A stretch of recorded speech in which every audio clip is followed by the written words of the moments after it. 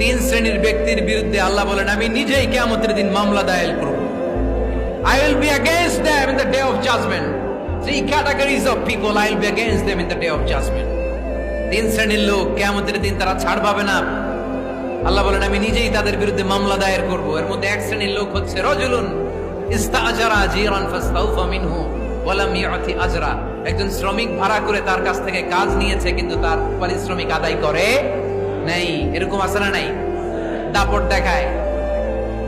দেখায় ইউনিভার্সিটির ক্যান্টিন গুলোতে, ইউনিভার্সিটির ক্যান্টিনে যে খায় মাগার বিল দেয় না, এরকম টাকায় যাসরা নাই। চায়ের দোকানে চা খায় পরে দিমু বিল দেয় না, আছে না নাই? দোকানে যে পণ্য কিনে বিল দেয় না, পরে দিমু, আছে না নাই? কিয়ামতের দিন আল্লাহ তোরে মাস্তানি ছুটাবে, চিল্লা এখন ঠিক কিনা? আনা খাসমুহুম, আমি নিজেই তাদের বিরুদ্ধে মামলা দায়ের করব। কথাটা কার?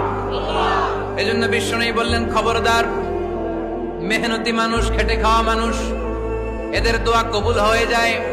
আতুল আজিরা আজরাহু ক্বাবলা আন ইয়াজিফা আরাকুহু। খবরদার, বিশ্বনবী বললেন শ্রমিকের ঘাম শুকিয়ে যাওয়ার আগে তাদের পারিশ্রমিক মিটিয়ে দাও।